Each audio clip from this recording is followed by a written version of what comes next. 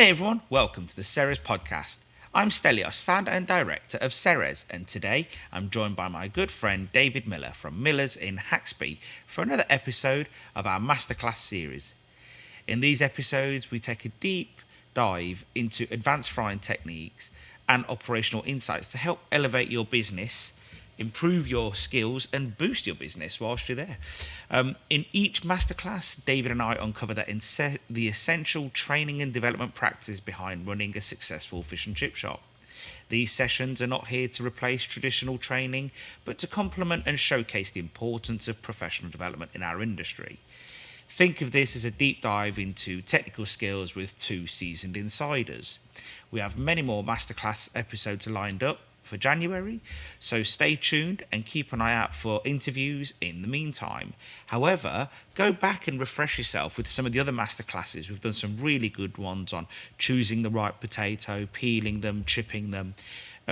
So we're really going quite deep. And if there's anything missing, let us know, because we do want to do like a round off episode. In today's episode, we're thrilled to welcome back Stuart Mitchell from Mitchell's Potatoes, serving a fair bit of England. Stuart is a complete pioneer, really, of the annual contract pricing model. So we wanted to sort of like delve into that and find out more. Joining us today as well is Patrick Clabon from HG Bliss Farms Limited, a successful farmer on the Norfolk-Cambridgeshire border, growing potatoes, wheat, peas, sugar beet and chamomile. But we really just wanted to find out about potatoes and his farming experience in general, especially in relation to this budget. We discussed the latest market insights, but to get the full picture of the potato market, we've put together a Ceres Potato Market Report. It's on our blog right next to the wheat reports as well, so you can read those. And we're really grateful because it is packed with insights from industry leaders, and Stuart and Patrick helped us with that too, as did other growers and people involved in the potato industry. This episode is brought to you by Ceres Chip Preparation Formula, or as we call it, P1. For us, this is a complete game changer for anyone that wants to prepare potatoes or freshly cut chips. Don't leave the quality of your chips down to chance. Give them the edge they deserve. And here's why P1 stands out. Number one, compact 1 kilogram bottles, incredible value for money, anti-clumping technology, starch reducing formula, I said that with a bit of a lisp, enhanced frying oil lifespan, because chips that aren't treated are just not going to do very well at all. Consistent, perfect chips, achieve great chips time after time. If you're buying potatoes which are expensive now, or at least dearer than they were 7-8 years ago, you can't risk it. You don't want to serve crap. With next day free delivery to mainland UK and shipping to the British Isles, Ireland and Europe, why wait? Visit www.ceres.shop to order your P1 chip preparation formula today. While you're there, check out our blue chipping baskets to further upgrade your chipping process. It is literally, just read up on them, blue chipping baskets or orange chipping baskets. It just changes the way you do your spuds. We'd love to hear your thoughts. Join the Ceres podcast discussion group on Facebook to keep the conversation going also. Be sure to connect with us on other social media platforms. Subscribe to our mailing list, because this is where you get all the news first. Every week we send out an email, and that's where you get special offers and competitions through the email list. So, best way to stay in touch with us, really, or to find out more from us, is from our mailing list, and the link will be in the episode show notes. In the last few weeks, we've put out a lot of content. I've spoken with people like John Webber, a business rate specialist from Colliers. They advise people within government and big companies about business rates, so we go deep into that. I spoke to Kate Nichols from UK Hospitality about the budget. We broke that down completely. Mark Petru has spoken to Des and Leslie from Burton Road Chippy, and in another great episode he spoke to Austin Dack. Be sure to go back and listen to these great episodes if you haven't caught them yet, and we have loads of great content coming soon too. Now, let's jump into today's episode with David Miller, Stuart Mitchell and Patrick Clabon.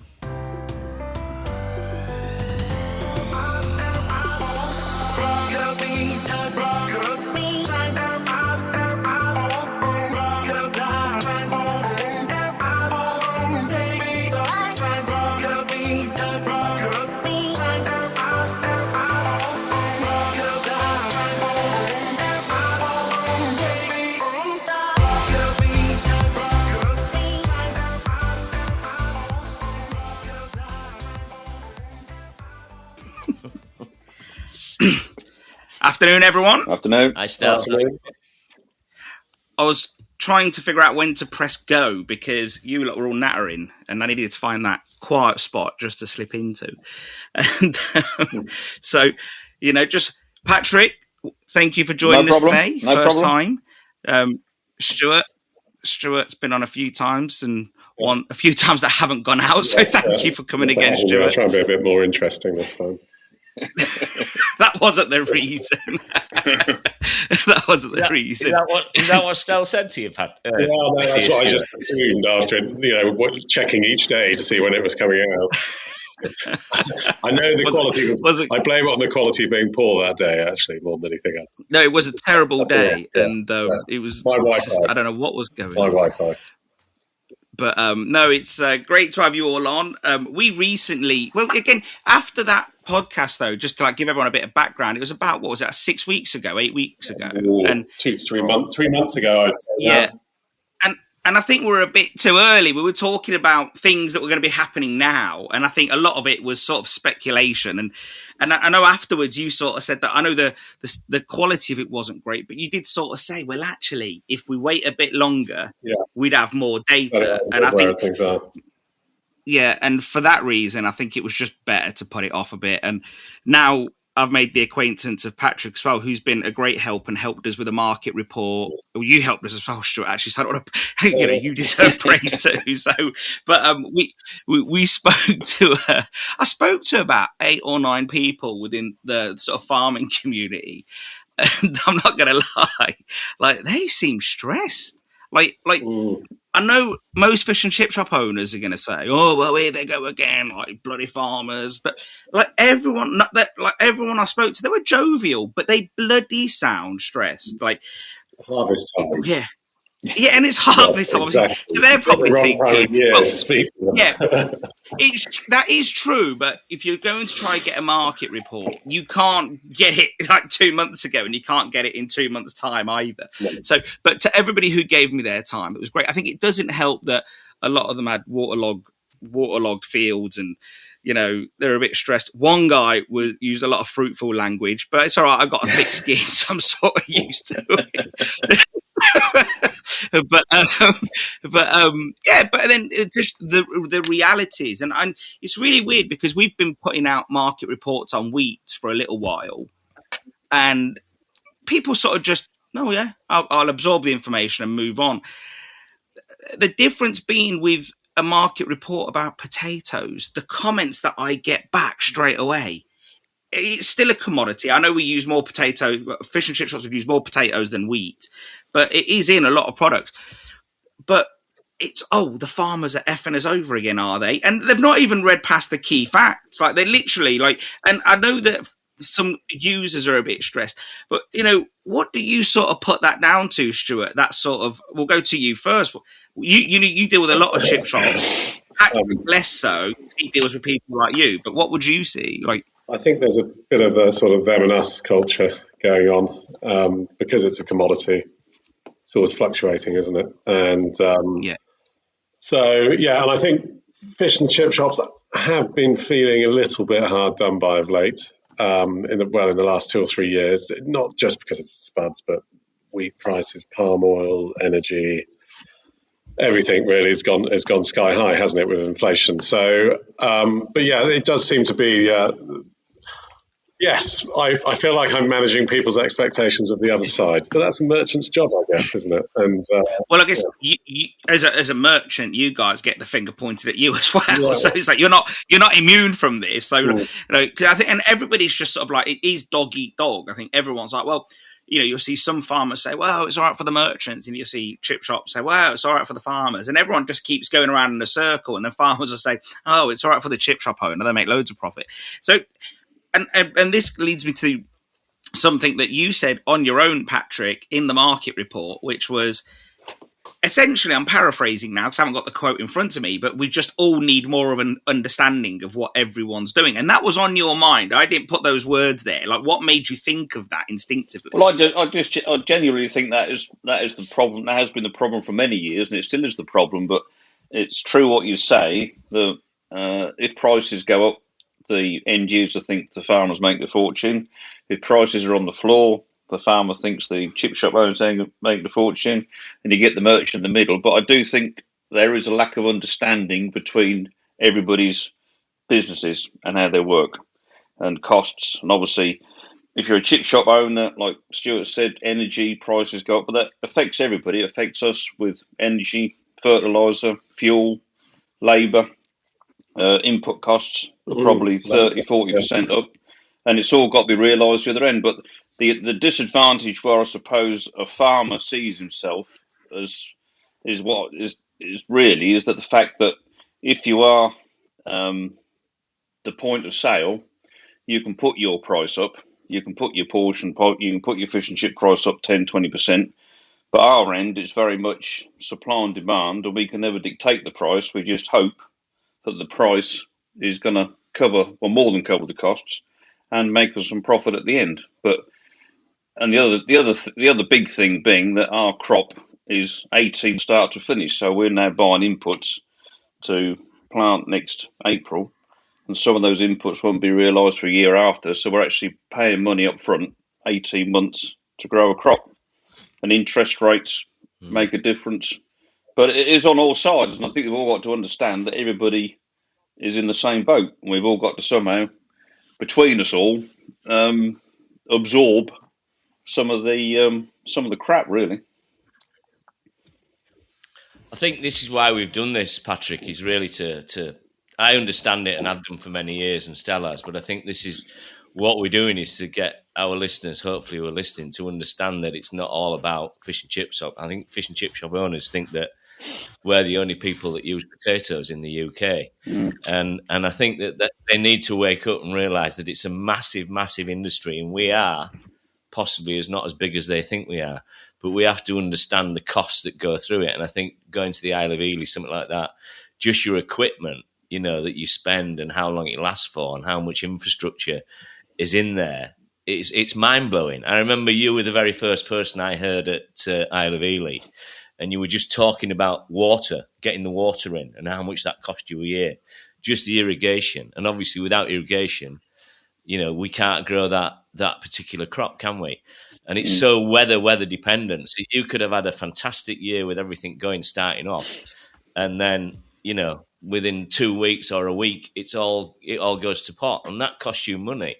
And I think then the people have to understand, to me, is the foundations. And if you understand the foundations, then you can go forward with it. And I know there's a ceiling price for everything we do. And again, in fish and chips, I'm very lucky that I live in an area where I can get a good price from it. And that's not my fault, but that's just where my shop is.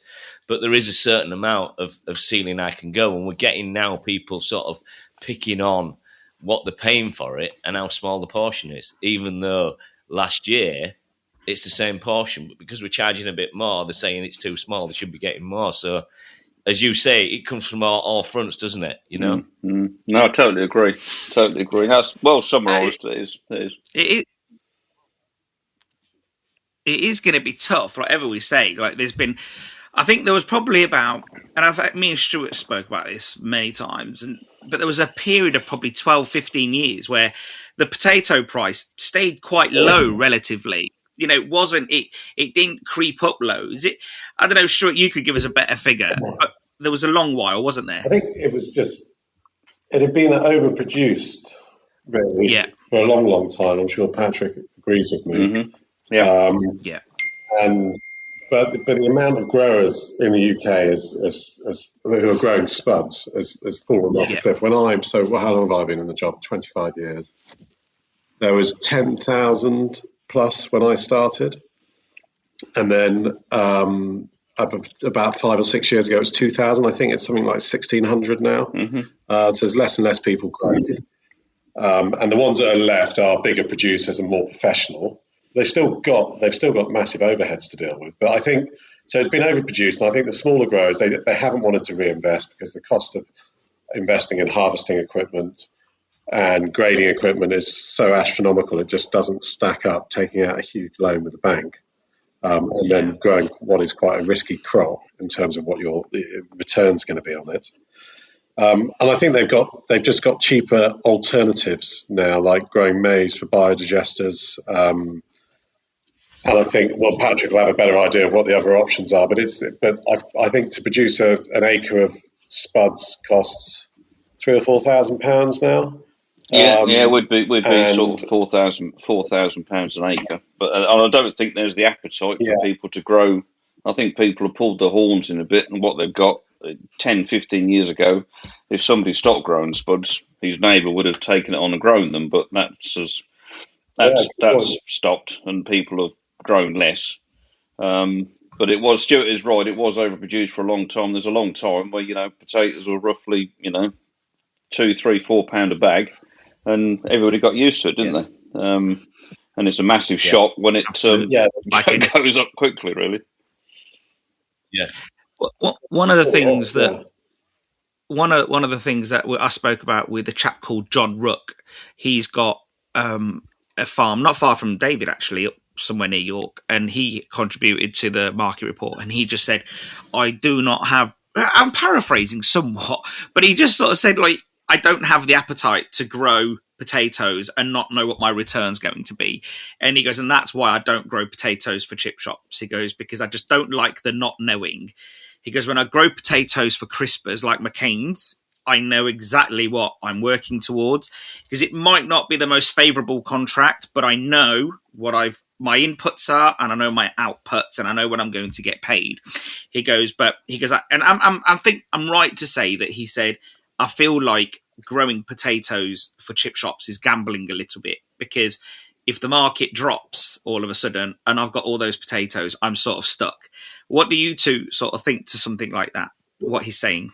Go on, you first, Patrick. Well, he's right what he's saying, but there are ways to mitigate that. I mean, you can have contracts with potatoes and chip shops, bag contracts, and that sort of thing. But the processing contracts will always guarantee you an income, but they never make you a fortune. But having said that, you've still got to now and again you need a bonanza to reinvest and do everything. But genuinely, I don't think it is the appetite for people to grow more. I just think people have just got what they've got. Land's very expensive, money's very expensive. The risk, as David pointed to, is very high. It's particularly the weather, input costs, and it is a commodity. But by the same token, if there's no return, why? There's other options. You can put in environmental schemes. If you're lucky enough to own your farm and you've got 1,000 acres, you can put it all in an environmental scheme and let everybody off, sell all your machinery, and still make quite a nice living. But having said that, that might only last for 3 years, and once you've sold everything, once it's gone, you never come back, do you? That's the big thing. Once you get off that hamster wheel, you'll never get back on it again. That's very true. That's true. And I think so. It's Patrick. This is the third expensive spud year we've had on the bounce now. That we're in right now. Mm-hmm.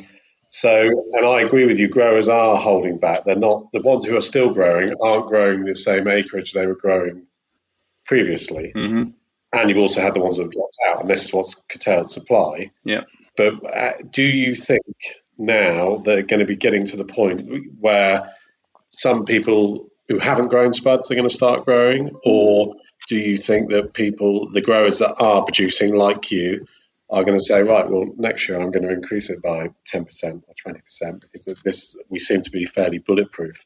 I can't see anybody coming in from cold, but I can see the acreage creeping up a little bit, because 3 bonanzas on the trot is unheard of, isn't it? But there's still limitations, like potato seed. I mean, potato seed is short. Potato seed was short last year. Potato seed is going to be short this year. Potato seed is going to be short next year. Whether it's Brexit, whether it's breeding, whether it's supply and demand, it's not as easy to turn the tap on and off as it was. but like Stuart, I do think there will be I think it may start creeping up to fulfil the shortfall. And what's the excuse with seed this year? Why are they short? That's what I can understand. Well, not enough. Not enough pre-basic stock 2 years ago to increase the stocks. I mean, Agria from Holland is about £1,100 a ton, and that's a massive increase from 3, 4, 5 years ago. So if you're talking about a ton an acre of potato seed, you're talking about £1,000 an acre for your seed before you start, and that's before you've done anything else. So your growing costs are easily going to be £4,000 an acre, but there is still the prospect of making a good margin. But then I don't think there's not, and as people get older and I don't think there's the appetite from the younger generation. Put it that way. It is, it's a lot easier to sit on your ass on a combine, but if it doesn't pay the bills, it's no good, is it? No. Is there some talk out there that there might be some difficulties in growing more potato seed? Yeah, there is genuine talk. Yeah. But do you think it's actually it is a real problem? It's not just people whinging. I mean, it must be a problem if it's feeding. Yeah, we were all cut back last year, and this year you're basically told what you can have, and that's it. But having said that, I don't think anybody ended up being short last year. Put it that way. And I suppose money always finds things, but they'll blame stuff on Brexit because some seeds now going abroad and the royalties and that sort of stuff. But no, seed is a lot tighter than it used to be. Good proper seed, put it that way. So your input costs then, guys, your initial input costs are high because you have to pay for your seed. So Patrick's planting potatoes in April, let's say. Mm-hmm. He's then selling them back to me. So if he's planting in April 25, he's then selling them back to me possibly as late as June 26. Yeah. And so that's a year before he sees any money back from... What's the significance to somebody who hasn't read the market report yet? What's the significance of... They better do. Well, I've had to change it around and put the key fact up top because I knew people weren't going to read it all. So I've literally just put some bullet points at the top for people. But really, what most people got out of it that have messaged me already is effing farmers. That's all they've got out of it. Nothing else. It's 1,400 words, and they've simplified it to 2. Yes. And I would like to say we are here trying to sort of fly the flag for you. We're not here to give you a drubbing, but this is why we're doing it. People don't realise. What's the significance of planting late? What knock-on effects does that have? I mean, there's late and late. I mean, sometimes you plant late, and it's not quite as simple as that because sometimes you plant late, the growing conditions are good. And the crop gets away, you'll sometimes get a better crop planting late than planting early if it becomes cold and wet and you get rhizoctonia and stem bases. So planting late is not always a disaster, but the trouble you had this season is the land was so wet from now, like November 23, right the way through till planting when we had fields underwater that were coming potatoes. So the land was saturated all winter time. Lost all its structure, and it's very difficult to get your structure back after a very wet winter in a short place of time and create a nice seed bed. You can force a seed bed, but if you've got a nice winter and you've got a nice soil and everything's lovely, late planting is not necessarily a disaster. But on the back of a wet winter, where and the spring was wet, it was hard work, and potatoes don't like cold, wet soil, basically. Can I ask a question, Patrick? Last year, a lot of farmers were saying that they had to leave the potatoes in the ground to rot. This year, have you managed to be able to get everything out okay?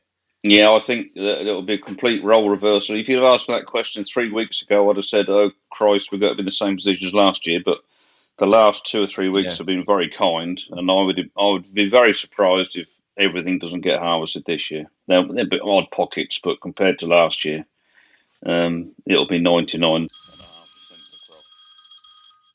Cheerio. Be a chip Farmer. shop ringing you up. It's my neighbour who's still harvesting potatoes. So on the back of that, now people have listened to that. They'll probably say, "Well, there's more potatoes now, so why?" Well, why the price going down? Our do yields. You get where I'm coming from? Yeah, our yields are lower last year. Last year we had a very big crop. I think a lot of people did. We harvested the same acreage this year to last year installed, and we're probably at least 500 ton less. Even though as a percentage, probably 10%. Yeah. Wow. Yeah. And then I'm going back to this late planting. So a few growers around here, they'd ordered their seed for the end of March. Plant their spuds in early April. Yeah. And they spent 6 weeks sitting in huge ton bags. Yeah. And they naturally chitted. They started reproducing basically. Mm-hmm. And so by the time you came to plant the spuds, they had chits as long as your forearm. Yeah. Really? So it was a complete mess. They had to regrade them, and then from that point, the seed lost all its strength, all its vigor. Yeah. And so the crop from the seed has been, rather than being 20 tons per acre, it's been 10 tons per acre. Mm-hmm. Got you. Planted it late, it died off early, and so that's adding to this yield problem. Yeah. So I think that brings me on to the question of, as we've sort of discussed it in a roundabout way, but in a blunt way, what's the growing season been like? Poor. Well, yeah. Started off wet, then it was dry. Well, it's never right. No season is right, is it really? But it dried up. May and June then became very dry. Not as hot and dry as the previous year. But I think the main problem this year has been sunlight. So the wheat was the same. Our wheat yields were probably 15% down, and the bushel weight and the quality. Sugar beet. I think everything is basically lack of sunshine in June and July, particularly July, very dull compared to the year before where it was wall-to-wall sunshine. Reduced photosynthesis, slower moving crops, slower to mature crops. And the other caveat to last year is that everybody still remembers how wet it was from I think it was about the 10th of October last year. It started raining, and then we had 60 mil, and it basically rained just about every other day till Christmas. This year, I think that's also in the back of people's minds to say, well, I'm not. You could leave your crop to grow out, but and the crops were later maturing. But I think people have said, well, I'm going to get what I've got. I don't want to be in the same position as last year, trudging around in November and December or potentially not getting a crop. So I do think some crops were, flailed or taken below their full yield potential. I'm convinced if we'd have left some of our marquees in the field, they were so bloody green, but you're looking at 5 weeks before you can harvest them, and you get to the middle of September, you think, oh God, do I really want to be harvesting in November? So, but I think if we'd have left them another fortnight, we'd have probably got another 3 or 4 ton an acre. But that's the choice you take at the time. You're happy with what you got. Yeah. Because the vagaries of the weather can't. It could be November, could be very wet, could be cold, could be a frost-driven night, which probably doesn't happen nowadays. But on the back of last year, I do believe a lot of people erred on the side of caution. Put it that way. Do you always take into consider what happened last year? Do you always sort of revert back and go, this is what happened last year? And is that always in the back of the mind, or do you sort of erase that and sort of take this year as it is? And well, no, I'll probably remember last year. Then next year, I should remember this year and think, oh shit, I should have left them grow another 2 weeks. So it's probably only a year at a time. But your last disaster or your last big problem is always in the back of your mind. So yeah, so it's the same with drilling wheat. I mean, a lot of people didn't drill wheat last year because nobody wants to drill wheat early now because of the blackgrass problems. It's always all we're told: drill late, don't drill till drunk or sober, drill in November, drill in October, or all these sayings. So last year people kept waiting, then it kept raining, so they got drilling. So this year everybody's been drilling early. So Yeah. next May, June time, they're probably chopping loads of blackgrass everywhere.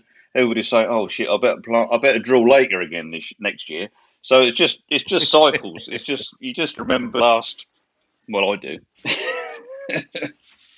Yeah. Well, no, it's just it's interesting to see how because it's like we forecast, don't we? And in the shops you forecast what you took last year, what do you think you're going to take this week? Your last 4 weeks, divide it or do your calculations on it. And I suppose we work on what we did last year, but you do with the weather, I suppose, and it's the same sort of scenario, isn't it? Really? Yeah, you try not to get in the same muddle or make the same mistake twice, but then you end up with a very short memory because next year you forget what happened 2 years ago and you think, "Oh, I'll be all right," because every year's different, isn't it? I can't remember what I did on Saturday, really, but there you go. So we're all a bit cynical in this trade, and your trades, we're all a bit cynical. And one of the questions that I always hear from people, just generally, when farmers say, "Oh, the weather were crap," and obviously that is an open-ended statement, because it, like you say, it can either be too sunny, it can be too dry, it can be too wet. And one of my friends messaged me earlier when I said we were doing this podcast today, and he says, "Why is it farmers never deal with these challenges? They knew from last year or experience that this was going to be a problem. Like, why don't they have irrigation? Why don't they have, for argument's sake, polytunnels, covers? What is it they don't understand about farming that just means you can't just switch something on and say, oh, we can deal with rain, we can deal with sun, we can deal with all the issues that are thrown at us? What is it that we don't understand as non-growers that means that can't just happen at a click of a switch?" It's a variable climate for a start. We don't know what's happening. If you're growing cucumbers in the Med, forget about the last week or 10 days. You know that you're going to have wall sunshine for so many months of the year. We just don't know what we're going to get in the UK. Because the UK doesn't have extreme weathers of any kind. It just has lots of different weathers. It does have extreme weathers, but it's... Yeah, definitely. And then there's the cost of irrigation. Not all fields have irrigation. The cost of polytunnels, the time it takes to do X, Y, Z. And one thing's for sure, everyone wants something as low as, in terms of cost price, as low as possible, don't they? And especially for potatoes for chip shop game, price is important to, I would say, out of 10 customers, 60%, or 6 of them would prefer to pay less. That they're more interested in the price than they are in the quality. Even though they'll say otherwise, we always feel that's the case. And what would you say? That's 60% of your customers? Yeah. Yeah. And I think it was, in my opinion, I'm not going to preach, but it's the wrong way around. It's quality, isn't it? Because if you're selling a good product all the time, people come back in. They don't mind paying a little extra. Yeah. I guess we'd all love it if every customer that rang us says, I want the best thing going. I'm happy to pay the price that it is. I don't want to be ripped off, obviously, but I'm happy to pay the price that it is. But I want the best quality. If everyone was coming to you guys and saying that, your life would probably be a little less stressful, wouldn't it? You wouldn't be able to find enough good quality. That would be the problem. That's probably true. I'd like to think that's my attitude. I do look at the price and whatever, but at the end of the day, it's got to be a banging potato to produce a really good chip, and you need both to be on song. You need chips to be on song, you need your fish to be on song, and obviously the art of frying it, but you can't produce great fish and chips unless you haven't got great raw products, and it's as simple as that.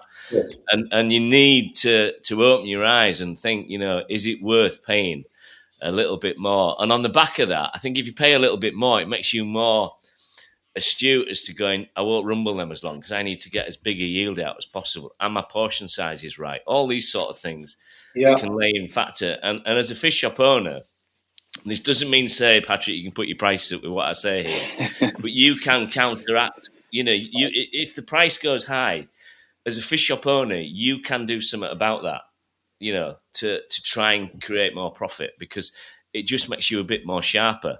So if it's made you sharper just because the price has gone up, why can't you carry that on through the whole year? And when prices do come down, then you're still making even more money, and it sort of counteracts everything. That's just my method of working, I'm a great advocate of every portion we do is weighed or it's checked we check at least 3 or 4 times a session. And when everybody starts work, everybody's scoop action is different. So they come on and we have a scales, and they will start off by weighing the chips just to get it back in their head. Theirs is a scoop and 2 or 3 chips, and roughly around 10 to 12 ounces, hopefully about 10. But, 5 chips can be 2 ounces. Do that 5 times, that's a bag of chips gone out. That's a sale, Yeah. Well, talking about ounces, Patrick, you may not see this because you're in the Fens, aren't you? Yeah. Cambridgeshire area, aren't you? Yeah. So portions there tend to be on the smaller side. I think you'd agree with that, Stuart. I don't know if you ever get around that way. Yorkshire, the portions are on the slimmer side. If you look at sort of the middle belt of the UK, including some of South Wales, some of the portions get very big.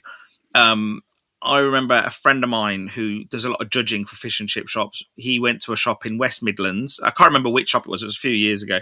It wouldn't matter anyway. But he got a regular chips and he weighed it because he was doing judging, and it was 900 grams.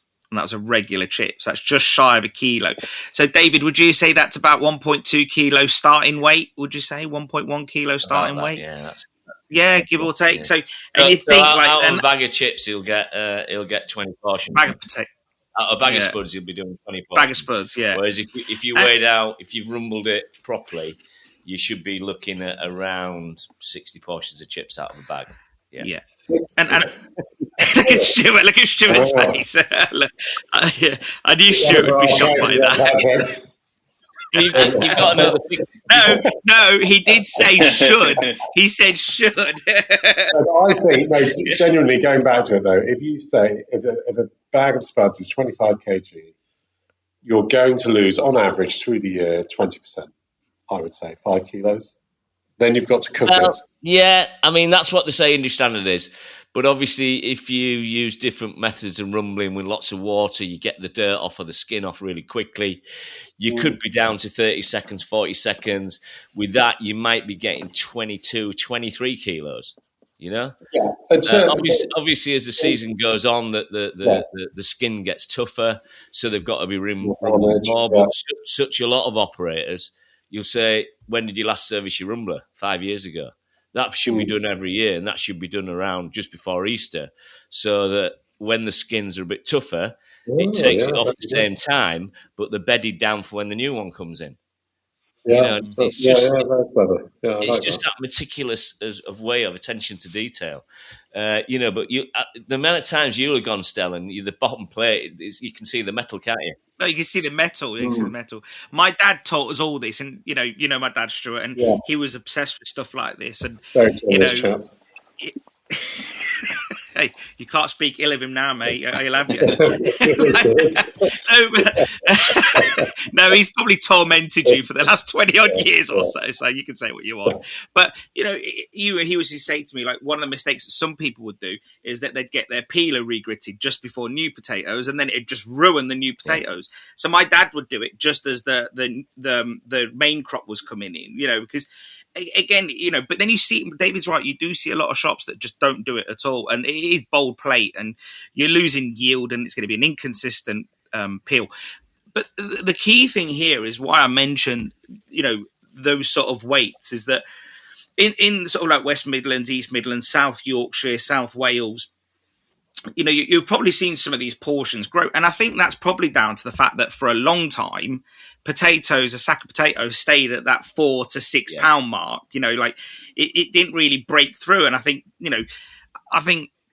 maybe before COVID, would you say the average bag of spuds for the shop was about 7-8 quid? Yeah, I'd say Stuart? 8 to 9. Okay, but if you think over a 20-something year period, 4 quid to 9 quid, it's not actually a real big movement. So I do wonder, especially it's well under inflation. So I do wonder, did people rely on those, think, oh, you know what, I can bring customers in with a nice big portion of chips. Chips are cheap, as spuds are cheap. We can, fish is expensive, pies are expensive, kebabs if you're in the Midlands or those areas are expensive, whereas chips, you can give them away a bit cheaper. And I wonder now if this is sort of where the problem is. So, Stuart, have you seen a tendency for people to sort of either up their prices or drop their portions? Yeah, they've done both, unfortunately. at the same time. Yes, at the same time. And I think this is a problem that, well, for a potato merchant anyway, for me, I want to sell as many bags of spuds as I can. Yeah, well, I would absolutely. say shop on shop average, they've dropped 25% since COVID, since after the year after COVID. And that is not through their own fault, but is what I think the psychology is, let's put the price up. As long as I'm taking £10,000 a week, then I'm still doing okay. But they're not recording their footfall, which is dropping dramatically because the fish and chips has gone up from £7.50, let's say. Is that a fair assumption? Easy, to £11.50, £12.50. So it's a good job the farmers have actually cut back in their production because the merchants aren't selling as many spuds anyway, because the demand just isn't there, because A, portion control, and I don't blame the fish and chip operator for doing that, and B, increasing their prices and reducing their footfall. And my worry is with some, thanks to a certain budget last week, my worry is now everyone's cost inputs have gone up. So mine have gone up. Your fish suppliers have gone up. Your cash and carries costs have gone up. Your costs have gone up. The growers' costs have gone up quite a lot. Plus, so the problem is, what do we do now as fish and chip op? What does the industry do now? Do we absorb these costs, or do we increase our prices again? And a lot of people I'm speaking to, not the actual fish and chip operator, but the wholesaler in between you and between the supplier and between the producer and the fish and chip shop, they can't absorb these kind of costs because I don't think it's actually hit home to our industry yet of what it's going to cost us. Absolutely. And invariably, by the time they start to react, it'll be too late. But I've not read it fully yet, but I think that it will have a massive effect, and I think you've got to be looking at acting on it at the end of this month, possibly December, if not before. But most people will wait till they'll get over Christmas because it's busy for everybody. January is quiet because they don't want to pack them, and they'll be putting them up March and that sort of thing. And that's 5 months down the line, And do you think it's something they have to? Because I'm worried that if they increase prices again and money is short for everybody, not just for our industry, for the entire country, that's going to have a knock-on effect where you're still doing the same turnover each week, but again, your footfall drops. Yeah. And do you see it happening like that, David? Yeah, I think it will. Yeah, I mean, I think you probably don't want me to hear about portion control, but that is what a lot of people have done. And when I said about absorbing the prices going up, this is how we absorbed it and still sort of kept the footfall going. But yeah, you are right. Footfall has dropped, and there's a lot of other competition out there that's at us. We deliver Uber Eats and everything else that's obtainable. It's not so much us, and the tastes are changing. And I think I'm a massive advocate of what do fish shops do to create footfall. The industry or the taste or the normal taste of it is disappearing because the people that are weaned on it are actually getting older and dying and don't have as much fish and chips. So you need to do something to get people in, and to me, it's a bigger problem than just, the actual footfall. I think there's a massive thing going on. There's a big Asian influence, lots of young people like the Asian influence, like the Wagamamas and that sort of thing. Yeah. And I think that also is a factor to us, which is a massive thing. And we need to do something to entice young people in as well. So whether that's a different offering on your menu, but I also think the younger people now want class stuff.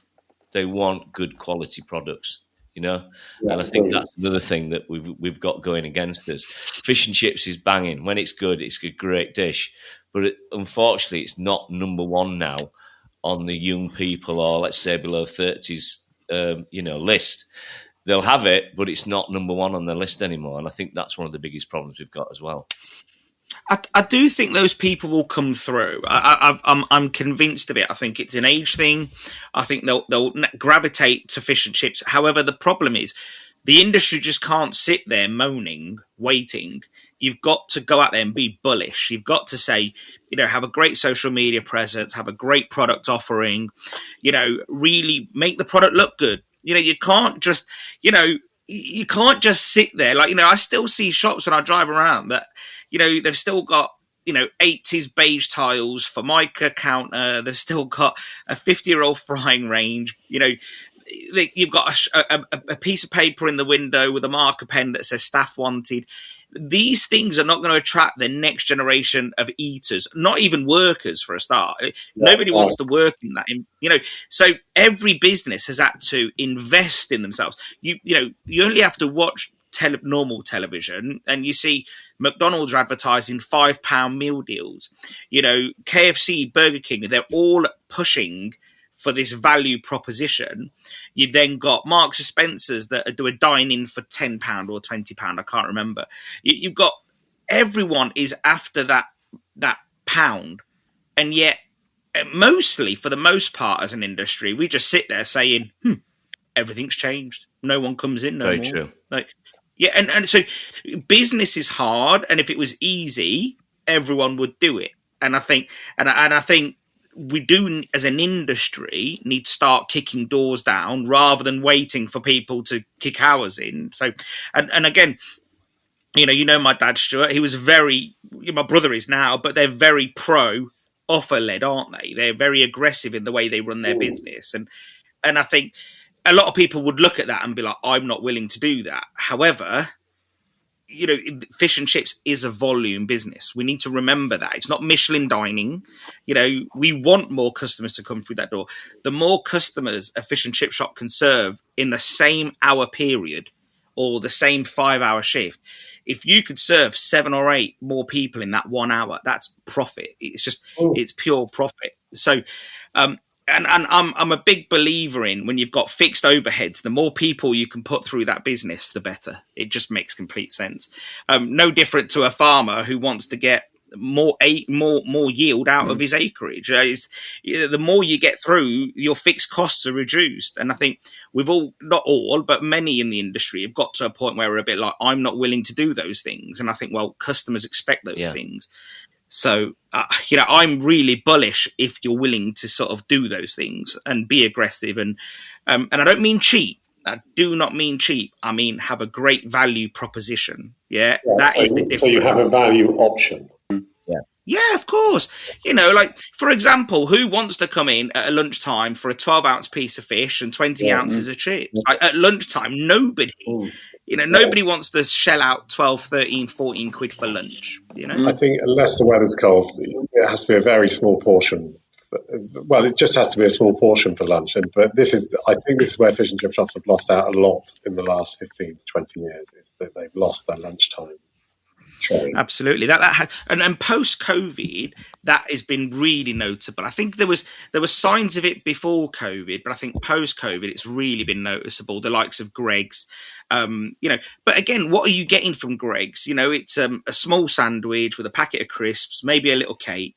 You're in for 3-4 quid with a hot drink, maybe. So I do think that is a value proposition. It's completely different food. But if that's what people are willing to consume at that sort of time in the day, why would you sort of sit there saying, well, I'm not doing a smaller deal. I'm not doing this. I'm not doing that. Customers want value, food on the go. And by all accounts, out of home consumption, food consumption is through the roof. So there is a discrepancy there, isn't there? Well, it's just not cool. And somehow, I think David was right.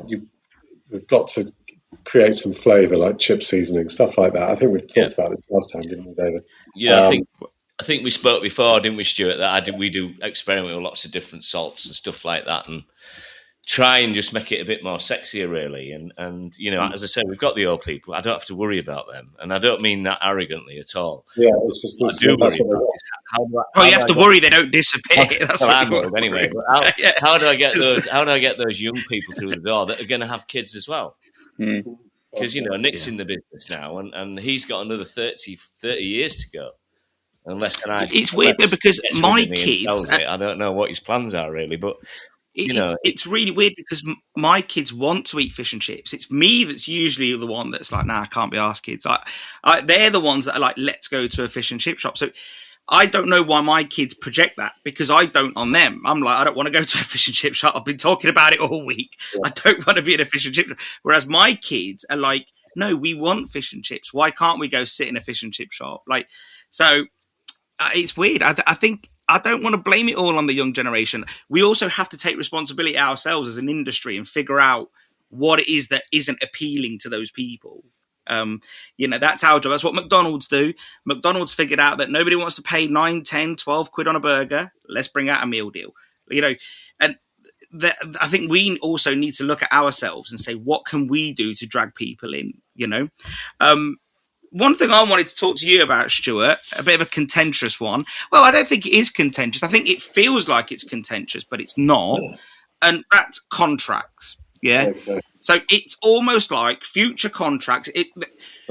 Nobody really did them. Why does it feel like a dirty word when I buy my wheat, for example? I've got a contract in place. Yeah. The miller said to me, if you want to pledge to X, what you need, which is the sort of spec that we're after. I didn't think anything of it. I'm happy that I'm getting the product I need for the period that I need it for at an arranged price. Why is it once we talk about potatoes in that sense, all of a sudden it feels a bit like, ugh? Well, I don't know. I just think everyone's got their own opinion again, haven't they? And with contracts, with this something we introduced 20 years ago now. It gives the grower some stability. It gives the shop some stability. Unfortunately, what it does mean is that someone is going to be on the wrong side of it on any particular year, because it's very rare for the market price to be in line with the contract price, because it's a commodity and it goes up and it goes down. Patrick grows a few spuds on contract for us. We give him a price. He decides, he's probably sitting here right now thinking, I wish I hadn't agreed more with you, Stuart. Yeah. Again? Yeah. Again. Next year will be the one.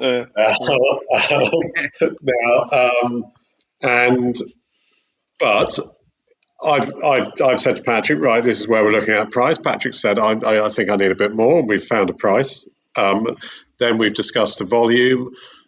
So if Patrick is planting, if he fancies that the job will be expensive, he might say, rather than doing 1,000 ton, he'll do 500 ton.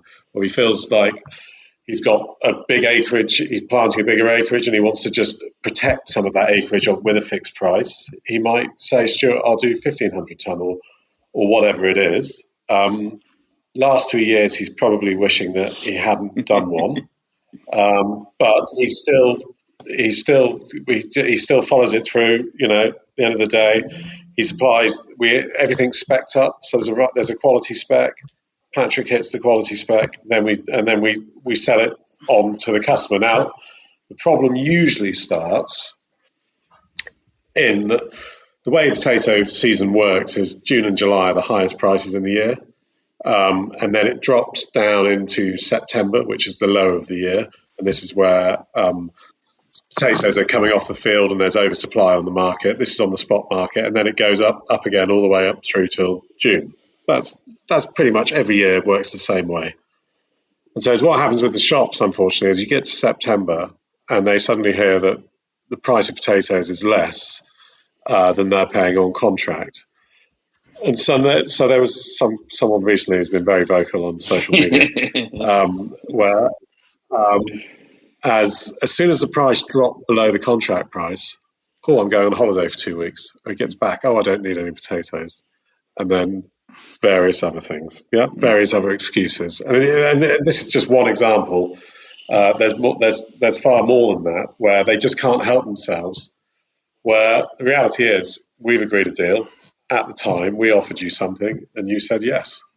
You've been doing it for a year or 2 years before that, so we must be doing something right, or why would you want to re-sign? And I think what happens is the price falls below, and they just can't help themselves. They feel like they're being outdone, and it's like placing a bet on a horse, and halfway through the race saying, "Oh, actually, no, I'd like my money back," because it's in last place. But it's what they don't realise is that now prices are going to, I believe they're going to get up to about £20 a bag. I might be wrong. I might be, let's say, 18 to 20. There's various things that can happen in the next 8 months. So there's still a lot of the season to go. And so they're going to then find themselves on the wrong side of it. They're also going to find themselves getting a bill from us because they're contracted with us. And so I think it's all about business ethics, really. Anyone listening to that bit, that last bit, if they don't buy them, they'll get a bill from us. Yeah. I'm not shocked by that. And I don't think you're being salty there. Like, I've been doing wheat contracts for the last, I'd say since 2011. And if you don't buy what you agreed to buy and you try not to buy it, you're going to have a very salty conversation with somebody, and I think one of the things that we always talk about, or that I see spoken about in the industry, is that you've offered a contract, not you personally, but the supplier has offered a contract. Does anybody understand their obligations when they sign that contract? Are they reading it and saying, you know what, I have to also do X, Y, and Z? Like, because I know what my obligations are when I sign into a contract for wheat. Yeah, well, whether they do or not, if you were to send me a contract, then I would read it and just to check there's nothing in there that doesn't work against me. But if you were to agree something with me, whether it were signed, a handshake, or anything else, then that deal is done.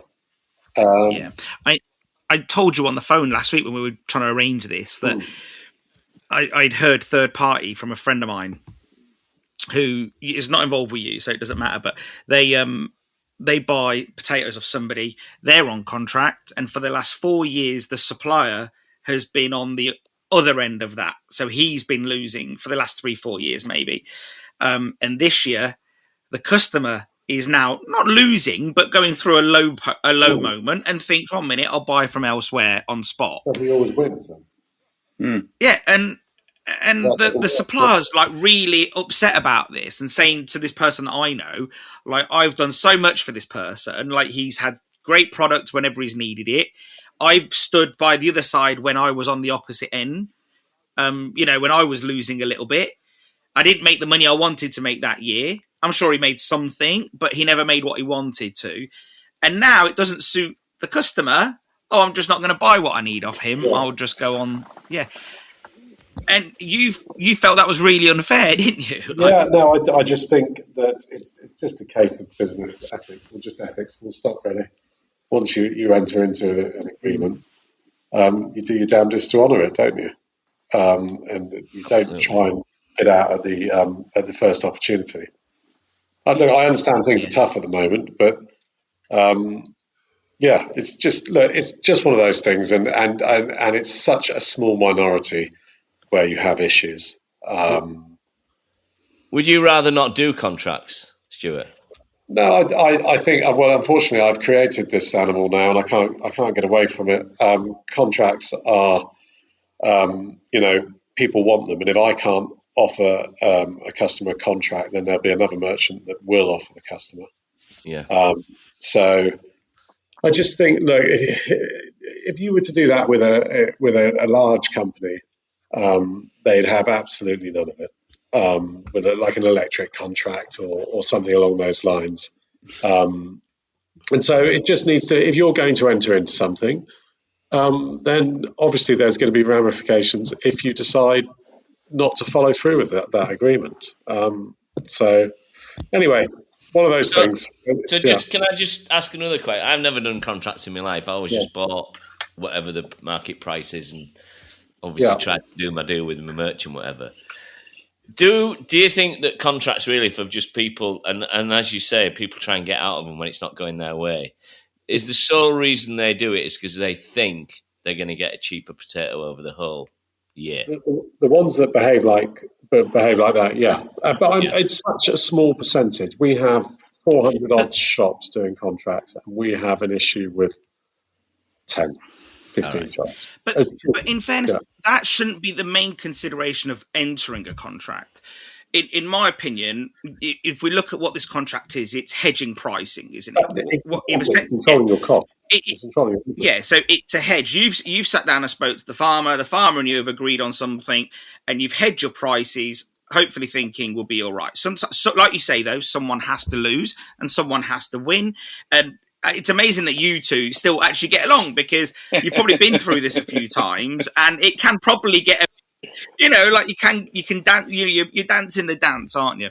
So, but like I remember reading about a hedge fund manager, and a good few years ago, when McDonald's wanted to bring out a chicken nugget, they never had a chicken product; it was all beef. And they said that we just can't get our heads around making this work. They were talking to Tyson Foods. They had the hedge fund guy, Ray Dalio, and they had the Farming Association. They're all talking. They're like, so Ray Dalio sits down and says, look, guys, this is really easy. You're overthinking it. Chicken guy, Tyson Foods, which is one of the biggest companies that do chicken in the world. So, like, what's your problem? Oh, well, we can't get this right and that right. Well, you know your gas costs, you know your electric costs, you know your labour costs, you know your soy costs for the feed. Actually, how long can you keep that there for? Oh, well, actually, we think we can do it for 3 years. Oh, okay, then. Then you go to the wheat guy who's going to be creating the batter and everything. And within a year, they'd figured out a hedge, so they could hedge their prices for 3 years. And I think if people had switched their mind to, rather than just trying to be cheap and to win for a year, is think, I at least know my costs for a year. Because markets do... You see, what people don't realise about markets, in my opinion, is that they actually prefer stability over cheapness. Yeah.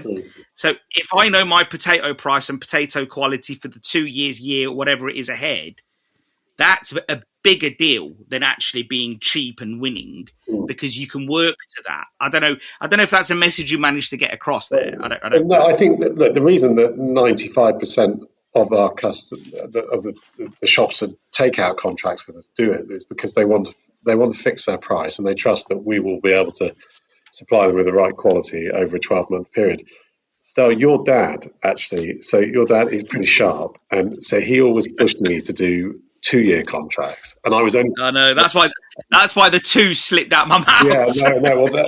And what was really annoying is I always lost on the second year, because the prices would go up, and I wouldn't work out how much I'd have to, because I'd only buy forward for 1 year, but I still had to go through with it. But he's a notorious gambler. Like, he likes that. Like, no, but he was sharp. He was fixing for 2 years, so then he knew his input costs for 2 years. Yeah, and I think that's why I tend to do contracts on wheat, because I know my input costs for the most part are fixed. Like, and I know a lot of people, you might win on the up and down, and if you've got a buying department, that's all they do, then they probably win too. But for me, or a small business, having that hedge with the supplier like you guys, or with my flour miller, I think that gives me so much more power as a smaller business, relying on your relationships and experience.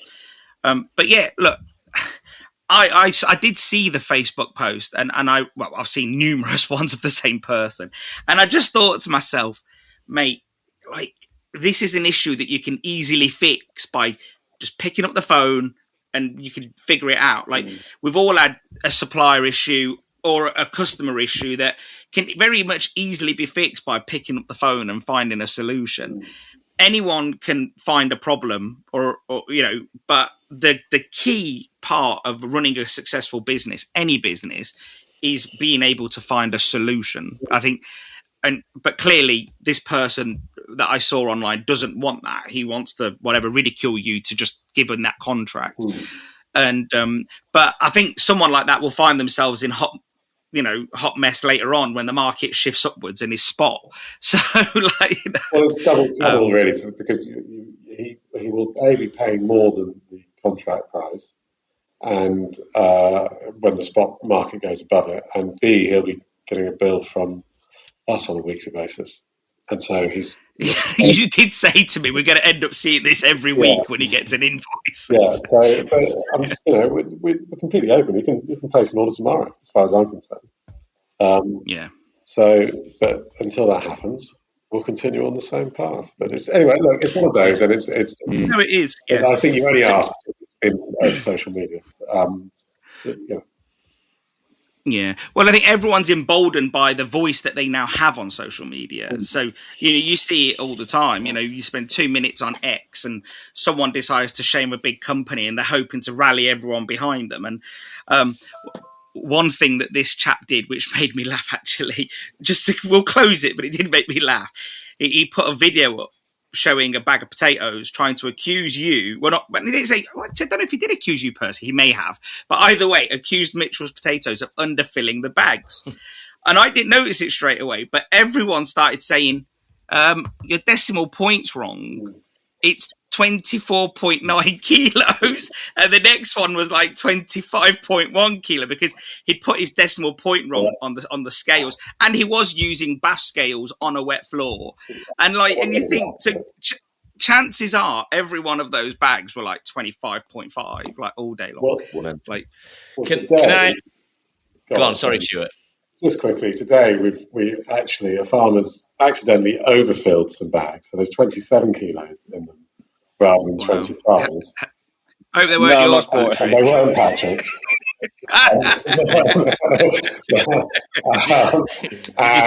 Did you take them out, Stuart? Yeah. I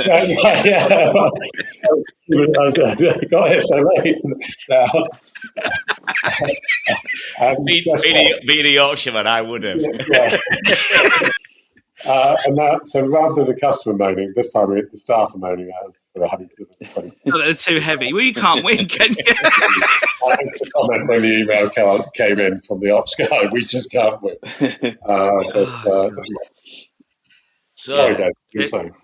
David, what were you going to say, mate? Is the quality of this year's crop of what we've got. What are you hearing, and what's your feedback on that?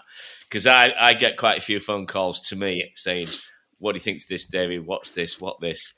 Could you sort of explain what, and include dry matter if you want, what you think the quality is like this year for us? Why don't, Patrick, you go first on yours? Yeah, I was going to... Have you not really... Yeah, I was going to say earlier, when you talk about the vagaries of the weather, one thing, we're talking about seed and that sort of thing, but one thing that's happened this year is that because of the conditions of either planting or the ground conditions or the growing conditions, at tuber initiation, the crop was either stressed or not stressed, but generally tuber numbers this year are a lot higher than they are in the normal year. So as a result of that, we got marquees plant with, instead of 6 or 8 tubers, 8, 10, 12, 14 tubers, which resulted in a smaller fraction. The yield is not too bad, but there's a lot of potatoes that are in the sort of 55, 60 mil spec. Yeah. But I think the earlier crop was bolder, is what I'm hearing. But the main crop, particularly marquees and those sort of things, will be more tubers to a bag. And also dry matters are always a bit of a strange thing to never totally follow the curve you expect them to follow. We've managed to keep our Sagita roughly, they've been irrigated, they're watered 8 times, managed to keep them around 21. The marquees have managed to keep about 22 and a half. The Babylon about that, but the Agria has crept above 23, 23 and a half. But it's difficult, because when you... So fairly high. Sorry? They're fairly high then. They're higher than last year. Yeah, definitely higher than last year. I mean, I think everybody will tell the same, to be honest with you. But we managed to harvest them without too much damage, or very little damage. But they're definitely going to be a smaller potato with a higher dry matter generally. So we got so I was reported back by Nick today that we got a 3-star last night. And that is the nature of the business we're in. Everything was great. Fish was great, service was great, portion size was great, but the chips were dry. And obviously that's because the dry matter is high. Now, trying to explain that to a customer. Now, all the guys are taught in dry matter what it means, what effect it has on the taste and whatever. And there are little tricks you can do to not dry them out as much, not take as much water out. But I've shown Stel something today. I've had 2 people ring me up saying the chips are really dry. What can I do about it? And I basically sent the report to them and said, look, this is what you're going to be dealing with all year, so you need to understand why. And there's very little you can do to fix it, because if the dry matter's high, it's high, and it's as simple as that.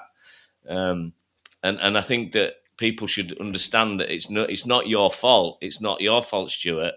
It's just that's the way the growing's been this year, and it is higher than last year, isn't it? Yeah, and I think what this means is for the end user, just to prepare yourselves in the new year, chaps, is basically you're going to have smaller tubers with bruising on. Lots of bruising. Yeah, so which creates a lot more knife work, a poorer yield, because smaller tubers is more surface area to peel away. So your yields are going to be lower, and the chances are where you would be using 40 sacks, you might be using 42 sacks a week or something. So you're going to see an increase in your. One of the things we find, we get a lot of feedback because we do the preparation formula, the chip preparation formula. We get a lot of feedback saying, "Oh, my chips aren't treating," but actually it's bruising. They're not going off. It's not oxidant damage. It's bruising. And that photo you sent me earlier, Davey, the telltale signs were there were small chips. And they were deeply bruised, inside, well within the first few millimeters. And that's one of the key things. It wasn't outer bruising. This was inner bruising. And I think high dry matters always confuse people. And one of the things that we see them do is, for some reason, they panic and use less formula. Or actually, you need to probably use the same amount, or treat for longer, or give them a bit more as well. But I do think the people that are using pre-prep chips are really going to struggle, like you, David, actually. I think because no, I'm not trying to point fingers, but I just remembered as we're talking that you use pre-prep chips. But I think that because they're not being done fresh daily, I think one of the key things when you've got high dry matter and the bruising element is little and often. If you can do little and often, or even keep them in water for longer. Whereas if they're pre-prepped, you've got both of those things against you because they're made in advance and they're not in water. I agree with you, but Paulo, I get mine off to do production every day. So we're extremely blessed by that. But yes. Yeah, if you're local, then you can get delivery every day. Yeah, so we're fine. But the ones that make and then ship out to a merchant and whatever, they're the ones going to have trouble. I quite agree. And I just think it's more of a time issue, isn't it? The more the longer they're sitting around, the worse. And that comes down to your own ordering. But can I just sort of explain to Patrick that what people think is that when we there's the word called best practice in the industry, and best practice would be to store on pallets no more than 6 high, because it's guaranteed if any more than 7, it would squash the bottom one. That would cause bruising. So that's sort of best practice. Keep away from the wall so they're not touching the wall, so they don't drop below 5 degrees, which will start the sugar off, start the starch to turn to protect them. Why is it then that they get bruised from when they're coming out of the ground? What is it that causes that? Well, the higher the dry matter, the less water they got in there.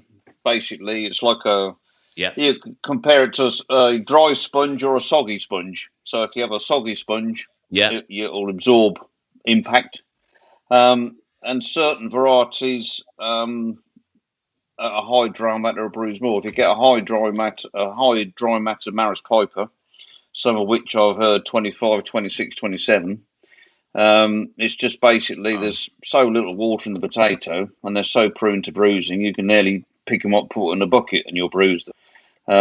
Marquees are a bit more resilient, but also it's the soil conditions at harvest. If you're harvesting a dry soil and you've got lots of soil to cushion your webs, cushion your drops, they'll act. I will sort of liken it to tissue paper, or if you send a parcel, cotton wool. So if you've got loose soil on your webs, cushions the fall. Harvesters are very good. We try and treat everything gently. There's bunker harvesters that goes to bunker. There's mats in the bottom of the trailers, so everything moves in mass. But sometimes, no matter what you do, you can't help the makeup of the potato, no matter how gentle you are. And we try to be as gentle as we can. Let's add small amounts of agitation and that sort of thing. It's and temperature. The colder your tuber, if you harvest it, the more it'll bruise. A warmer tuber will bruise less. but sometimes there's very little you can be as careful as you like, but you can't stop it all, unfortunately. So I think what I get from that, listening to both you and Stuart, that the dry matter is going to be quite a problem for our industry this year. Well, it'll be I compared think so. to last Do year. you know which? Yeah. Do you know which Sorry. variety, David, that you had the problem with Say the that food? again, sorry. Which variety you're using? You were showing Stel a photo of some chips with. Someone else. They David, were for somebody else, and it wouldn't be professional to say where they've come from. I would offline. What variety were they? Sagita. Yeah, they shouldn't do that so much. Sagita are pretty good, to be honest. And also, if you can water, you can sort of control, half control the dry matters, but sometimes it is beyond your control. It's, if they get to 20... Have you seen the picture, Stuart? No. No, he's not seeing. We'll show it after or something. Yeah, no. So, my apologies. No, that's fair enough. If you can sort of get to the middle of September and you'll test a field and you think, oh, the dry matters are pushing north 22, I better have them because they'll get higher and higher. Sometimes it's not an exact science because I mean, when you top them, they should drop by 1%, but that doesn't always happen. And it's the weather afterwards of how fast they die and how fast they release the stolons. Some things are just how dry the soil is. And we've lost a lot of chemicals now. I mean, 5, 6, 7 years ago, we used to have Reglone, which basically would take a crop out, or acid before that, take a crop out overnight. And now we're into flailing the more indeterminate varieties like Marquis, Agri, and them sort of things, that still have a massive canopy come mid-September. So we now physically have to chop the tops to try and speed it up. And then we're limited with, there's only 2 chemicals I've got. One's called Spotlight, one's called Gozai. And they basically, they're called a PPO. They basically act on the stems. They're not very good on the leaves, but they rely on sunlight. The brighter the day, like the conditions, the faster they work, or the more efficient they work. So you're not supposed to do them until about 10 o'clock and stop doing about 4 o'clock. And you're hoping for the good light intensity for a week afterwards to make it work. And then that depends, is the potato then still growing underneath while these are working? Are they still piling on dry matter? It's not an exact, my potato today is 22%. I'm going to flail it or kill it. I'd be very surprised if it's still exactly 22% in 5 weeks' time. Could be higher, could be lower, but that's difficult to quantify. Thanks for that, because I think it's good for our industry to know that it's, they're going to be small tubers this year, and the dry matter is going to be higher, so they're going to have to be aware of that. I think one thing that's going to be important as well, and we've discussed this a lot, David, is having a procedure. And we've done masterclasses on this, but many times when people message us and say, oh, my potatoes ain't soaking right, my chips ain't soaking right, and I'm sure, Stuart, you've heard some of this, my potatoes are shit. There's no one's measuring what their process is. Like, no one's timing how long they're in the peeler for, no one's doing spot weighs to see what the yields are. Many people don't time how long they're sitting in a solution for. So if you're not, and one of the things I hear a lot is, I've always done it like this, but that doesn't always mean that gives you that consistency. So, me and David's been talking in masterclasses about spot weighing, checking your yields, making, if you can, a daily booklet. These sort of things are going to help you, David, as well. No, sorry, Stuart, I think your dad then. It's going to help you, isn't it, Stuart, if people are coming back to you and saying, here's my yields. If you ever, you're going to go back to people for feedback that do a good job, aren't you? Yeah, well, I mean, I may have mentioned this last time. We built like a test kitchen, QC lab, whatever you want to call it. It's not in operation yet because everything takes longer than it should in this world.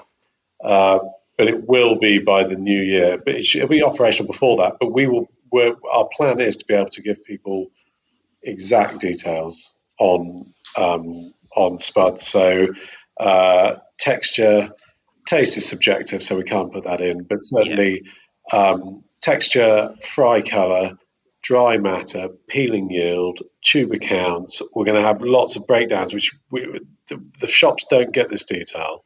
and we're going to produce a card for each spud that comes into us. We can feed that information back to the grower as well. Brilliant.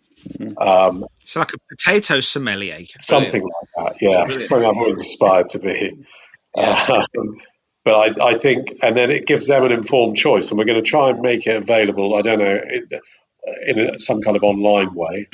How, I don't know yet. We're working on that, whether it's by sending out WhatsApp information to people, or which I think is how we'll start, and then possibly move on to an app afterwards. But it gives, they can then choose, they can then understand that, because every spud has a different attribute which will work for an individual, whether it's they want large tubers that peel well, but the fry colour is not perfect, or they want smaller tubers where the fry colour is generally a smaller tuber has a better fry colour.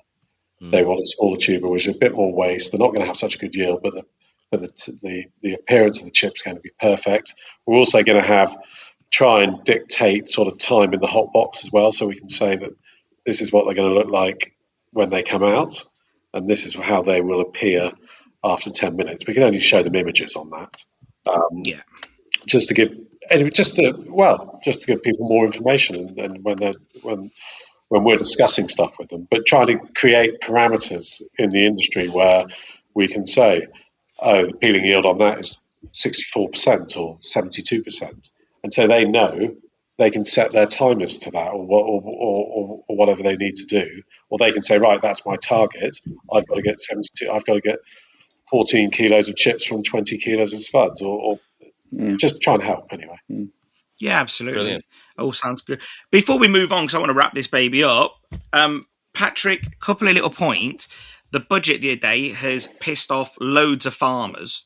Give us a little bit of how do you think that affects what you're doing day to day? A lot of farmers that I follow on Twitter are all furious. What's the big deal? Because as a non-farmer, I have no idea. I'm going to be honest with you. So, well, the big deal is that all farms up until the budget are eligible for APR, agricultural property relief. So, the bar is I don't think the concept itself is.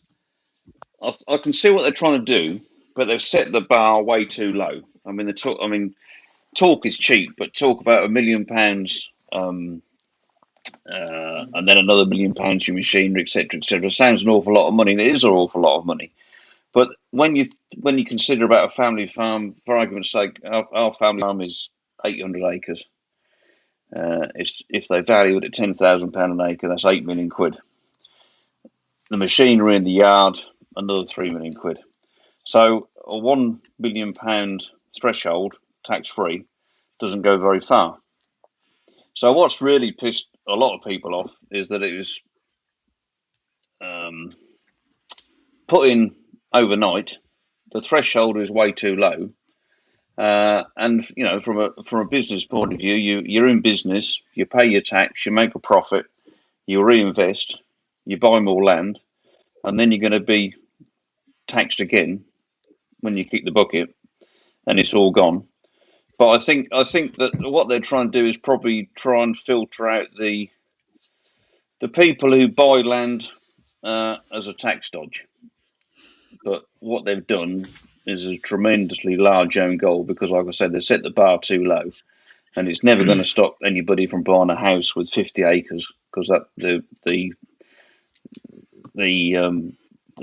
relief will still cover that. So, but the old adage is we're all asset rich, but cash poor. And for a business, it's all right. People saying that you're going to have for argument's sake, if you're a farm, and they say you're going to have a tax bill of £1 million, and they say you can pay it over 10 years, so it's £100,000 a year. But there are very few farms who are making that sort of profit of £100,000 a year. And then if you're paying the tax back, you're not reinvesting in your local suppliers, your machinery dealers, your equipment to reinvest, keeping your staff on. And everything just seemed to conspire at once. You put that with it, like there's a tax on double cab over trucks. The benefit in kind has gone from £3,500 to £15,000. The minimum wage, the national insurance has all been lumped on the employer rather than employee. They've accelerated the basic payment scheme, whether you agree with subsidies or not, but they've accelerated the reduction or elimination of them to basically zero in 2 years. They're now talking about a carbon tax on imported nitrogen fertiliser to the tune of £50 a tonne. Whereas we don't make, we've closed our 2 remaining nitrogen fertiliser factories. So we don't make anything in the UK. So it's all got to be imported. So it's all supposedly this carbon tax. All we're doing is offloading everything abroad and then getting taxed the hilt for it coming back this way. So it is a massive political own goal. I know there's probably not an awful lot of sympathy in some parts for farmers because they probably think we're always whinging and I'd say cry wolf, or have you ever seen a poor farmer? Have you ever seen a farmer on a bike? But it will crucify family farmers.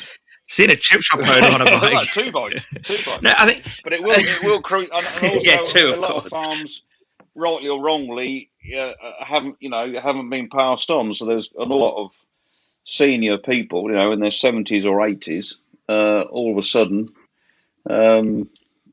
what happens when they do pass on. So it is a big thing. It is a big thing. So let's hope they do something about it. Yeah, but it will affect everything. Do you suspect? Yeah, won't it? Well, it's just going to be inflationary, isn't it? Massively, like all the other measures, obviously, not just inheritance stuff. But the adage is we just pass. If you're just going to pass your costs on, but we're never in a position to pass our costs on. We can't say, we know what another 20% for our potatoes or wheat or sugar beet. There's just constant pressure to drive prices down. last year we managed to get the sugar beet contract up to £40 a tonne with a lot of effort from all the growers. This year we're back down to £2 a tonne again.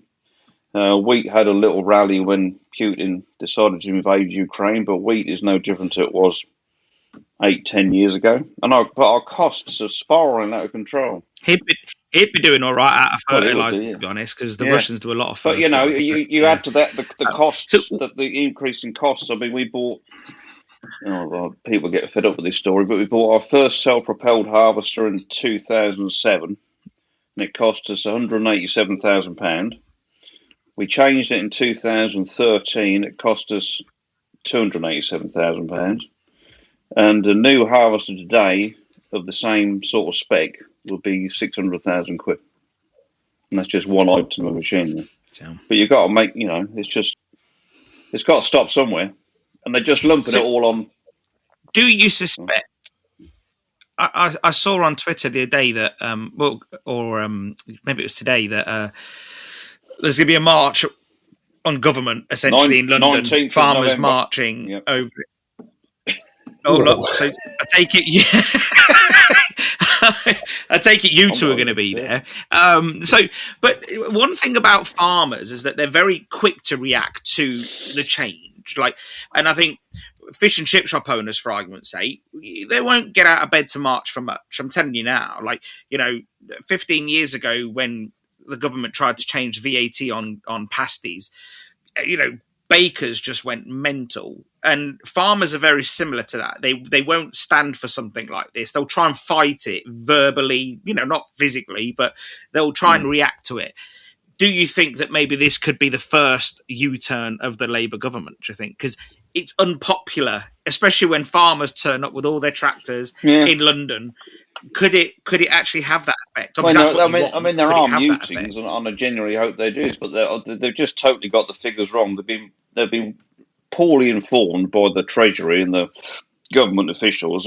Their figures are completely skewed. They say it'll affect, 500 farms in a year? Well, it's just the figures are totally out of kilt, and there's no real understanding as to what the impact will have. So I think I hope there is a U-turn. I genuinely do. But at the moment, everything seems to be compounding. At the moment, every year we seem to, take this, take that, or something happens, or you have to absorb it. It's like they're so naive. It's like when Rachel stands up then and says, "Well, employer national insurance will go up." So the question is, how will it be funded? Well, they'll have to fund it. If not, they'll have to take it out of their profits. But I mean, I'm no economist, but if a business is making less profit, it's going to pay less tax. So you're not gaining, because what you're taking out of one hand, you're giving the other hand, aren't you? They just don't seem. There seems to be nobody in government with a business brain or acumen at all, unfortunately. Well, I guess they've been in the wilderness for a while, haven't yeah. they? So I guess, yeah. And also, I think what they're learning is that for years they could shout from the sidelines any crap they wanted because it didn't matter. And now they're actually in power. Words have meaning, don't they? Stuart, do you see any of these issues knock-on effects to your business, labour and so on, labour costs? Well, yeah, labour costs. Well, immediately without doing anything, our costs have gone up by about £50,000 annually. This is with the employer's NI. It's probably more than that. I'm waiting on an exact figure. Then minimum wage, well, it's going up, and then there's other wage increases as well. And I don't think you guys, as an industry, are ready for. You don't want higher prices, do you? I don't want to pass them on, and I don't want fish and chip shops to increase their prices either, because I think we're at breaking point with the customer. But like David just said, he's looking at his figures and he's thinking, I need to cover off this cost. And so, but I think it's just just generally this kind of budget where the business has to pick it up. It really affects the supply chain industry. So agriculture, affects catering, wholesalers, supermarkets, all these staple stuff, which is quite labour intensive. It's just gonna cause more inflation, isn't it? Yeah. I think we've lost you, David. He's back. Sorry, got what I said now.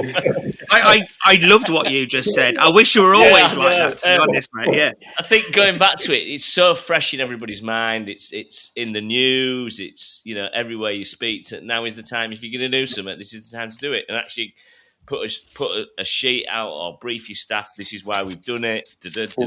We want to protect our industry. I want to pay my staff a proper wage. Let's make a profit.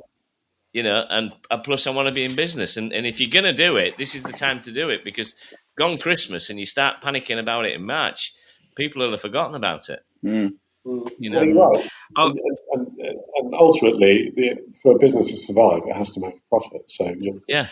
I was listening to Radio 4 on the day after the budget, maybe, or I'm not. Maybe it was the day after in the morning, and there was the CEO of AO, so the people that do washing machines, all that stuff. Yeah.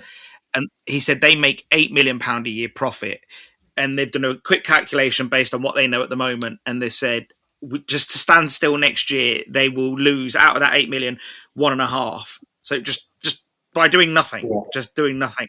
And he said that you can't. He was trying to say to the person that was the interviewer, like, that is not a sustainable way to run a business. You cannot just lose for standing still £1.5 million. Just doesn't work like that. And so that is going to be passed on. So washing machines, dryers, AO products are going to cost more. And they said, well, how do you mitigate this? And he says, well, we supply, we've got some projects in Europe. He goes, we'll probably end up pushing more projects in Europe and less in the UK, and maybe capital expenses in the UK to mean that they employ less staff. The crazy thing is they pay more tax in Europe anyway, on the whole. But it's just that we're not used to that, I guess, But yeah, I think what will end up happening is that capital expenditure will mean that, will I reduce my headcount? Or does it mean that I don't have to employ more people? And I think for those people out there that are cheering for higher wages and higher NI, and, I understand. They're going to have a shock to the system, because these are the same people that are going to go buy a washing machine and think, bloody hell, that's gone up. So, One thing I do agree with is, the minimum wage for 18. I think they should be paid if you've got a 21-year-old working just as hard on a Friday and you've got an 18-year-old next to him just working as hard, I think they should get paid the same. So I'm quite in agreement with that one. That has been out of sync, I think, for many, many years. But businesses can choose. Oh, I know they can. I know. I know that still. But my local businesses, as we know, and we know the ones we're talking about, actually stick to the minimum wage. Yeah. Not everyone values everybody. But I hope they do. I hope they do listen to us seriously, because I do think it's a very important issue, and I just hope the public are on our side and do to listen to what's going on, because it's a game changer, and it's not good at all. Yeah. I'm afraid. The fact I spoke with Kate Nichols the other day from UK Hospitality. The podcast is out there, and she says one of the biggest things that everyone can do is send a letter to the local MP. She goes, it might sound frivolous, but she goes, there is an insult out there that says they don't bloody know anything. We've discussed it here. MPs don't know anything. And she goes, the truth of the matter is a lot of them don't know anything. She goes, they just know what they're doing day to day. They don't know that the farming industry is already on its arse. They don't know that the fish and chip industry has other problems. They don't know none of this. And if you're not telling them, they're not also passing it on to the next level. So she said, for example, a local restaurant that she knows in their local area, they sent a letter to their MP saying, look, if these measures come in, I'm going to have to let go of 3 people. Well, in a little village, 3 people losing a job, times that by 10, that's 30. Straight away, they then send those letters and a cover letter to the head of the Treasury or whoever. And it starts to get the information flowing in that direction. And this is a new government, and it is very left-leaning. So a lot of people haven't had business experience. So she's saying that it's more important now to let people know, let MPs know, whether it's fact or feeling, just let them know that you're struggling. I think people as well in our industry thought there was such a lot of lobbying going on with getting VAT reduced, maybe 5%, something like that, and that was going to be our saviour. Well, that's never going to happen. And I think I don't see this government dropping taxes anyway. People thought that was going to happen. That's what they were going to do for hospitality. It's, guarantee it's not coming. It's not coming whatsoever. No. Yeah. They have said they're not going to increase VAT. What they haven't said is that they won't spread it wider. Yeah. So I'm convinced that what we're going to start seeing over the coming budgets is, again, these stealth taxes all creeping up, but yeah, you guys have all been around a bit longer than me. So you've seen a few different governments, and I'm not trying to say that I'm really young, but I don't think I've not been around long enough in a Labour government, is what I'd say. So I don't know. You guys might know better than me. So you were alive in the 90s, weren't you? In the 2000s. Well, I was born in 84, so I spring chicken. Yeah. So Tony Blair, when did he come out? 96. You see, that's what I was alluding to. You see, I didn't want to say I am a spring chicken. Thanks for that. Who remembers Harold Wilson then? I ain't that bloody old. I've read about him. Bloody hell, that was when newspapers were black and white. I remember James Callahan. Newspapers were black and white when she took over, but that's about it. But you don't remember anything before that? No, I remember that. Jesus, I was born in 68, so James Callahan 79. Thatcher took over, so yeah, that's when my main memories are. Maggie in her heyday. Yeah, I think one of the main problems we'll see is that with this push on trying to, and I think this is a knock-on effect essentially, but with this push on healthier eating, less drinking, which we could all do with a bit of that, especially me. But once the government starts getting involved with stuff like that to save the NHS, in the quest to save the NHS, you're not going to see any favours done for hospitality, fast food, or any of this. So that's probably another knock-on effect we're going to see a few years down the line, in my opinion. But they just seem to be so inept, though. It's like with that on school fees and those sort of things. My grievances, I reckon if you send your kids to private school, you should get a tax rebate because you're not using the state school. I often think this. See, I think that as well. Because, but it's a class. The logic to me is that they just seem to think all private schools are. It's an aspirational they're all tax, Eton or Harrow or those sort of things. They don't realise there's an awful lot of state schools, like 4% of the population of private schools. And, some people do make big sacrifices to send their kids to independent school. And then the knock-on is that, that if they don't send, they're going to then go to the state school. So all the money they've saved is now going to be put there because there's, another 50,000 kids It's a tax on aspiration, isn't Everything it, at the is. end of the day? You know, they don't want you to have anything, do they? Yeah. He's a bloody And what communist, really, but there you go. What we're going to see. I was going to say that there is going to be a tax on joy at some point, but there's not going to be much of that going around either. So, you know, but no, I think, you know, especially the farming community, they do, a lot of them send their kids to private schools. So again, that's another knock-on effect. They're not private school because they're loaded. It's because they do learn about agriculture and so on. Like, so, you know, again, like, I think that, you know, you guys are really going to get the shit end of the stick. Already are. Yeah, sorry, guys. So, yeah, the shittier end of the stick. That's going to be our new saying, Stel. Shit end of the What, the shit end of the stick? Yeah, that's true. So, well, look, guys, I think we've cleared lots up, and I think people are probably going to get out of this that farmers like to mow. There's no doubt. Like, before they're going to get they're going to get 2 minutes in, like maybe 3 minutes, and think, fuck me, they like to moan, don't they? Like, that's it. So, but look, you know, those that want to listen and, you know, get with it and, you know, have a laugh with us, we're trying to talk about serious things too, obviously. But, you know, and I think we have done a lot of serious topics. And but it'd be interesting to see how everything plays out. And, yeah, so thanks for your time, guys. Pleasure. Thanks, Stel. See you soon. Thank you. Bye. Thank you for tuning into the Ceres podcast. We hope you enjoyed this episode with my good friend David Miller, Stuart Mitchell, and Patrick Clabon. The last few weeks, we've put out some amazing content. I've spoken to John Webber, a rate specialist from Colliers, about business rate, Kate Nichols from UK Hospitality about the budget, Mark's spoken to Des Leslie, and Austin Dack, all different episodes. So be sure to go back and listen to them because they're really good, really insightful. We'd love to hear your thoughts, so join us in Ceres Podcast discussion group on Facebook and share your takeaways. And don't forget to follow us on social media and subscribe to our email mailing list. That is where you get the best offers and the best competitions, or the only offers and the only competitions. So until next time, keep perfecting those skills. Thanks for listening and have a great day.